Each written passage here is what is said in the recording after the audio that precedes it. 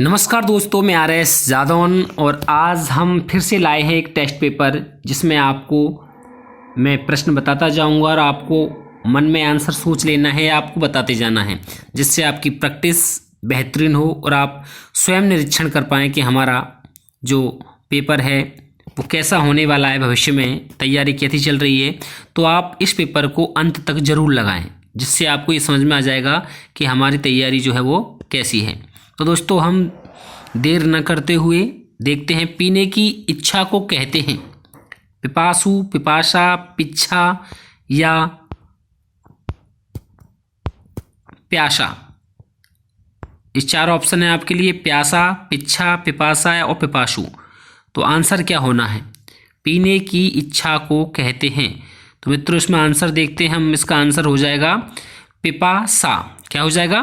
पिपासा।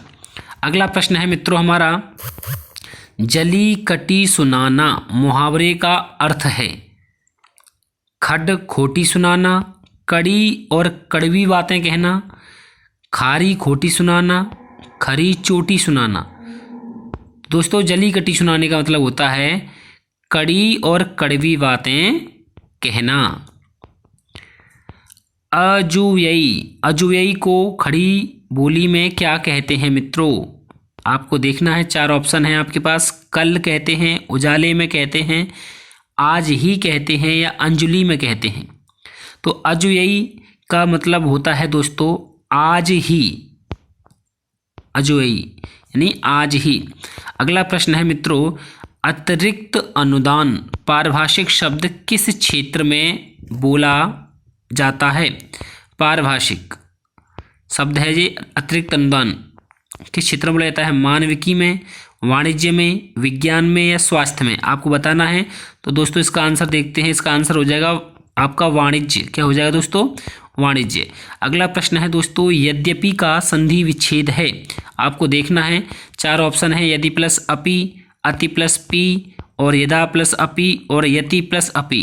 तो दोस्तों, आप जानते हो यद्यपि में संधि होती है यण, तो जो आधा अक्षर होता है उसे पूरा करते हैं। या है तो ई की मात्रा, तो यदि प्लस या पे कुछ नहीं बचता तो आ, और पा पे छोटी की मात्रा तो पी। यदि प्लस अपि, पहला ऑप्शन सही हो जाएगा आपका, यदि प्लस अपि। अस्त्र का विलोम शब्द है दोस्तों। अस्त्र शस्त्र बोलते हैं हम, तो अस्त्र का विलोम क्या हो जाएगा? शस्त्र। क्वेश्चन नंबर 41 का आपका तीसरा आंसर सही है। अगला जो प्रश्न है दोस्तों हमारा, वो प्रश्न है दौड़ता है बच्चा का शुद्ध रूप है। आपको पता है कि वाक्य में कर्ता पहले आता है और क्रिया बाद में आती है।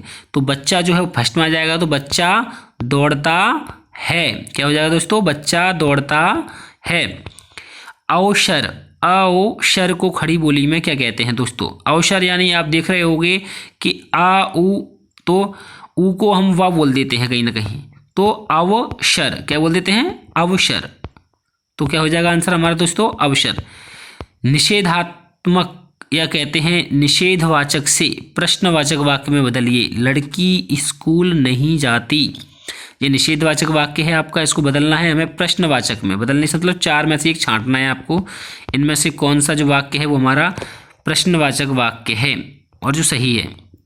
लड़की स्कूल जाती है, लड़की स्कूल नहीं जाती है, लड़की नहीं जाती लड़की स्कूल, या क्या लड़की स्कूल जाती है? तो आपको सबको समझ में आ रहा होगा। चौथा आंसर हमारा सही है बिल्कुल, क्या लड़की स्कूल जाती है। अगला दोस्तों हमारा जो प्रश्न है वो है, इस गद्य को ध्यान से पढ़ें और नीचे दिए गए प्रश्न का उत्तर दें। जो हमारा गद्यांश है दोस्तों वो हमें पढ़ना है टोटल, और फिर हमें इसकी जो है आंसर देना है। जो हमारा गद्य है वो दिख रहा होगा आपको। जो गद्य है वो क्या है दोस्तों हमारा, आपको दिख रहा होगा। गद्यांश है दोस्तों हमारा, धर्म एक व्यापक शब्द है। मजहब, मत, पंथ या संप्रदाय सीमित रूप हैं।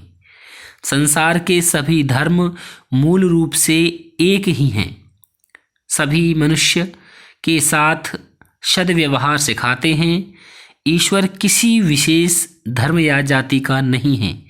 सभी प्राणियों में एक प्राण स्पंदन होता है उसके रक्त का रंग भी एक ही है, सुख दुख का भाव बोध भी उनमें एक जैसा है। आकृति और वर्ण, वेशभूषा और रीति रिवाज तथा नाम, ये सभी ऊपरी वस्तुएं हैं। ईश्वर ने मनुष्य या इंसान को बनाया है और इंसान ने बनाया है धर्म या मजहब को। ध्यान रहे, मानवता या इंसानियत से बड़ा धर्म या मजहब दूसरा कोई नहीं। वह मिलना सिखाता है, अलगाव नहीं। धर्म तो एकता का घोतक है। दोस्तों, धर्म तो एकता का घोतक है। तो सबसे बड़ा धर्म क्या है? सबसे बड़ा धर्म स्वयं धर्म है। सबसे बड़ा धर्म मानवता है। सबसे बड़ा धर्म सात्विकता है। सबसे बड़ा धर्म धार्मिकता है। तो दोस्तों, आपको इसमें पता होगा कि सारी चीज़ें हमने जब पढ़ाई तो सबसे बड़ा धर्म जो हमें समझ में आया वो है मानवता। क्या है दोस्तों? सबसे बड़ा धर्म मानवता है। इस गद्य को ध्यान से पढ़ें और नीचे दिए गए प्रश्न का उत्तर दें। वही है ये गद्य जो ऊपर पढ़ा हमने। धर्म और इंसान का विलोम शब्द लिखिए। धर्म और इंसान का विलोम शब्द आपको देखना है। धर्म का विलोम हैवान और इंसान का दानव, या धर्म का अधर्म और इंसान का विलोम हैवान। धर्म का विलोम कुधर्म और इंसान का जानवर, या धर्म का विलोम हैवान और इंसान का विलोम अधर्म है। तो आपको बताना है धर्म का विलोम अधर्म होता है, सभी लोग जानते हैं, और इंसान का विलोम हैवान हो जाएगा दोस्तों। तो धर्म का विलोम अधर्म और इंसान का हैवान। अगला है, इस गद्य को ध्यान से पढ़ें और नीचे दिए गए प्रश्न का उत्तर देना है। धर्म को किसने बनाया है? आप सभी जानते हो कि ईश्वर ने मनुष्य को बनाया और मनुष्य ने क्या बनाया? धर्म को। तो धर्म को मनुष्य ने बनाया है। किसने बनाया है दोस्तों? मनुष्य ने नहीं बनाया है। धर्म को मनुष्य ने बनाया है। धर्म को पुरुष ने बनाया है। धर्म को कर्म ने बनाया है। धर्म को मनुष्य ने बनाया है। इस गद्य को ध्यान से पढ़ें और नीचे दिए गए प्रश्न का उत्तर दें। दोस्तों, वही वाला गद्य फिर से रिपीट हुआ है और देखना है संसार के जो उपयुक्त गद्यांश का जो शीर्षक है वो हमें बताना है क्या है। तो यहाँ पे टोटल दिए गए हैं 4 शीर्षक, हमें ये बताने हैं इनमें से कौन सा शीर्षक जो है इसका सही शीर्षक होगा। संसार के सभी धर्म मूली में एक हैं, तो ये मूल ही लिखा है, सही नहीं है। तो संसार के सभी धर्म मूल में एक हैं। मानवता ही सबसे बड़ा धर्म है। धर्म जोड़ता है न कि तौलता है, तो ये तौलता लिखा है तो गलत है। संसार के सभी धर्म मूल में एक है। मानवता ही सबसे बड़ा धर्म है। धर्म जोड़ता है न कि तोड़ता है। संसार के सभी प्राणियों में एक ही प्राण का समाचार है, समाचार लिखा है दोस्तों, तो कहीं ना कहीं गलत है। तो संसार के सभी धर्म मूल में एक हैं। मानवता ही सबसे बड़ा धर्म है। धर्म जोड़ता है न कि तोड़ता है। संसार के सभी प्राणियों में एक ही प्राण का संचार है। वह बाह्य रूप से अलग दिखाई पड़ता है किंतु अंदर से एक ही है, उसमें कोई भेद नहीं है। तो दोस्तों, ये वाला आंसर हमारा क्वेश्चन नंबर जो हमारा था, ये इसका आंसर जो है 4th वाला सही हो जाएगा। फिर है अगला, इस गद्यांश को ध्यान से पढ़ें और उपयुक्त गद्यांश का शीर्षक चुनना है दोस्तों। तो मानवता सबसे बड़ा धर्म, मानवता सबसे बड़ा धर्म, मानवता है या मानवता? तो दूसरे मानवता लिखा है, फर्स्ट वाले में मानवता लिखा है। तीसरा है मानवता दोस्तों, तीसरा है हमारा मानवता सबसे छोटा धर्म, मानवता सबसे बड़ा धर्म, मानवता। तो दोस्तों सही लिखा है दूसरा वाला, मानवता सबसे बड़ा धर्म। सार लेखन करते समय किस बात का ध्यान रखें? तो दोस्तों, व्यास शैली का प्रयोग करें, व्यास शैली का प्रयोग ना करें, न्यास शैली का प्रयोग करें या रैदास शैली का प्रयोग करें। दोस्तों सभी जानते हैं समास का विलोम होता है व्यास। तो सार लेखन करते समय क्या करें? व्यास शैली का प्रयोग ना करें, ये ध्यान रखना है, क्योंकि सार माने उसको फैला कर लिखना होता है, हमें करना है संक्षेप, तो उल्टा नहीं करना है। सार लेखन करते समय से बचें, शब्द अर्थ से, शब्द ज्ञान से, शब्द जाल से या मकड़ जाल से। तो दोस्तों ध्यान रखना है इसमें शब्द जाल से, फालतू के शब्द हमें नहीं लिखने होते सार लेखन में, जो मेन है उसको ही लिखना है। उधर गरजती सिंधु लहरियाँ, कुटिल काल की जालों सी, चली आ रही फेन युगलती, फन फैलाए व्यालों सी। तो इसमें दोस्तों हमारा कौन सा रस है ये बताना है। तो दोस्तों इसमें जो रस होगा वो होगा हमारा भयानक रस। मुहावरे का नाम बताओ। तुमने अभी केवल साक्षात्कार दिया है, नौकरी मिली भी नहीं है और दुनिया की हवा लग गई, ईद के चांद हो गए, दिमाग आसमान पर चढ़ गया, दिन में तारे नजर आने लगे। दिमाग आसमान पर चढ़ गया, ये आपका आंसर हो जाएगा। खालिस्तान वीर रस में संयत भाव से रहता है क्योंकि वीर उत्साही होते हैं, क्रोधी नहीं। तो ओज गुण वीर रस में संयत भाव से रहता है, ओज गुण क्या हो जाएगा दोस्तों? ओज गुण। हमारे 3 गुण होते हैं दोस्तों, प्रसाद, माधुर्य और ओज। ये रजोगुण आंसर में वैसे लिख दिया है। खंड काव्य के विषय में कहा गया है कि वह एक देशाटन होता है। यहाँ धर्म देश का अर्थ भाग्य अंश है। वह एक देशानुसारी होता है, यहाँ देश का अर्थ दंश से है। वह एक देशानुसारी होता है, यहाँ देश का अर्थ भाग्य अंश से। वह एक देश असुरी होता है, यहाँ देश का अर्थ भाग्य अंश से। वह एक देशाटन होता है, यहाँ देश का अर्थ भाग्य अंश से है। तो इसका आंसर दोस्तों हो जाएगा हमारा, वह एक देशानुसारी है होता है, यहाँ देश का अर्थ भाग या अंश से है। वह एक देशानुसारी, यहाँ देश का मतलब क्या होता है? एक भाग, यानी खंड काव्य में एक भाग होता है। माधुर्य गुण में वर्जन है, माधुर्य गुण में वर्जन है। तो आपको बताना है इसमें किस गुण, कौन सी क्वालिटी जो है हमारे माधुर्य गुण में होती है। तो समासयुक्त रचना या समासयुक्त रचना अच्छा जाते हैं, एवं पा फा बा भा आते हैं, या यर अलावा संधियुक्त आते हैं। तो पा फा बा भा मा ये वाले जो हैं वर्जन से मतलब समझ रहे हैं आप, मनाही हैं। तो टा ठा डा ढा णा ये वाले जो शब्द हैं या वर्ण हैं जो हमारे ओज गुण में आते हैं दोस्तों, इसलिए इसका वर्जन होता है माधुर्य गुण में। इनका आना मनाही है।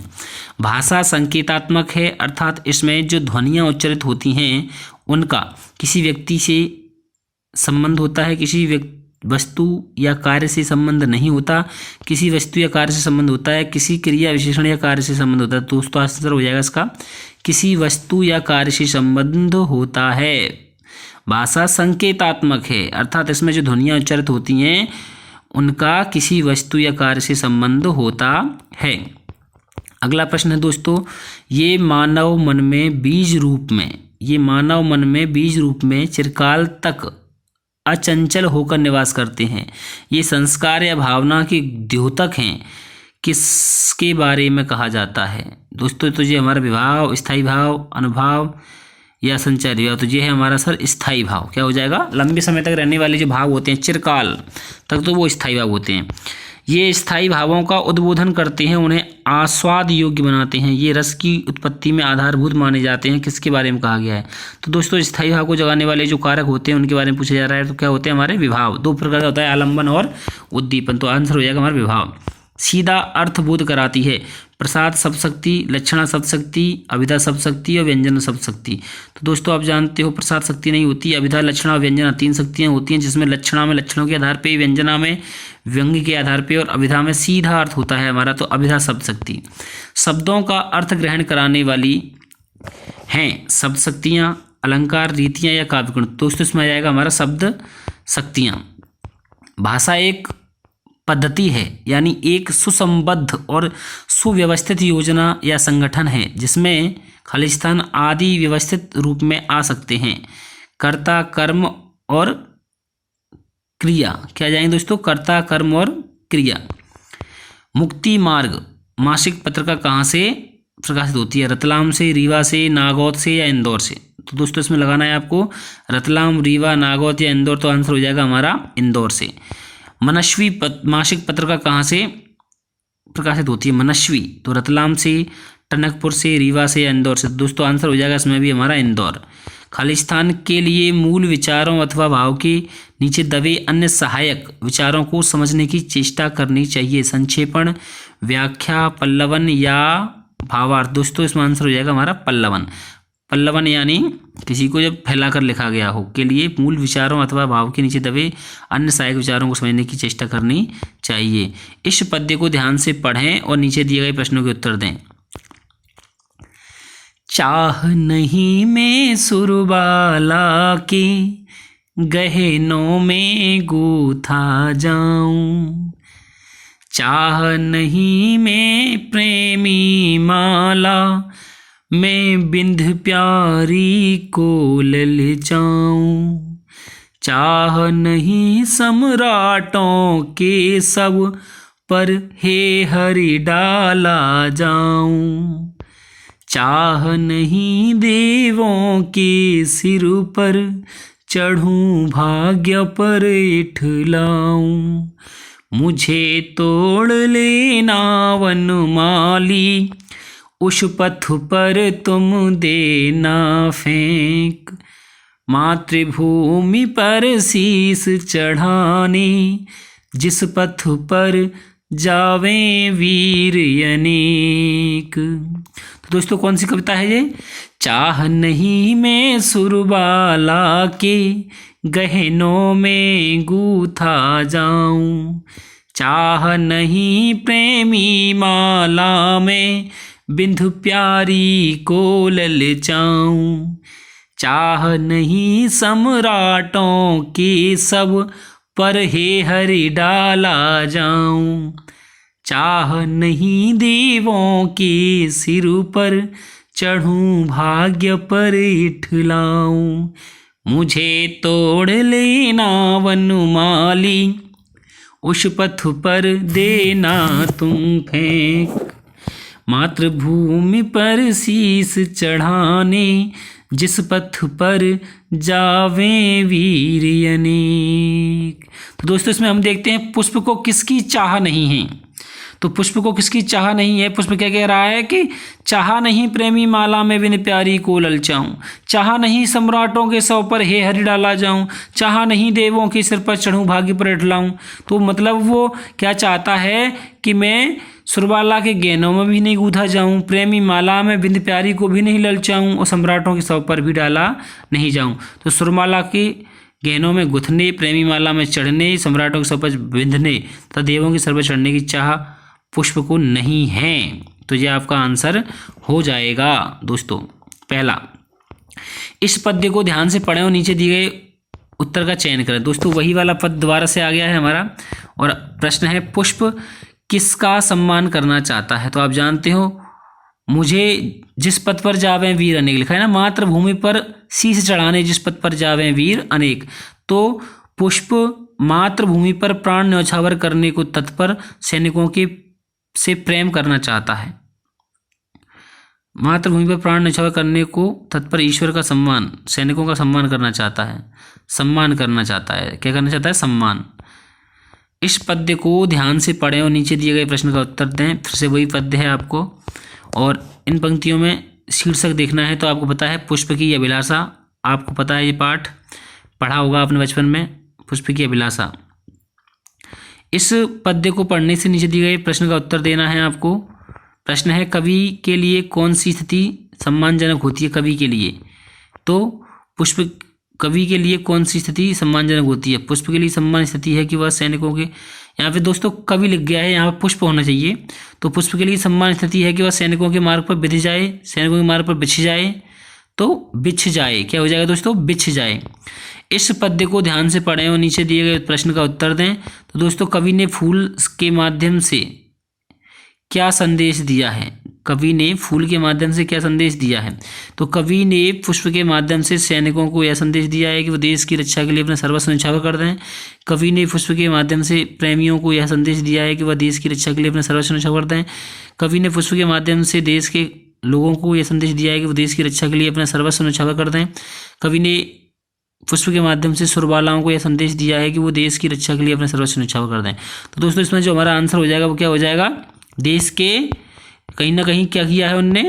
देश के जो हमारे देश के आपके लोग हैं, तो कवि ने पुष्प के माध्यम से देश के लोगों को ये संदेश दिया है कि वो देश की रक्षा के लिए अपना सर्वस्व न्यौछावर कर दें। तो दोस्तों आज यहाँ तक हमारा ये प्रश्न, हमारे 35 प्रश्न इसमें हुए। इसके आगे अगला जो टेस्ट पेपर है वो हम अगले वीडियो में लाएंगे। तो यहाँ तक का हमारा जो है वो, और इसके आगे हम अब आगे की वीडियो में देखेंगे। धन्यवाद मित्रों।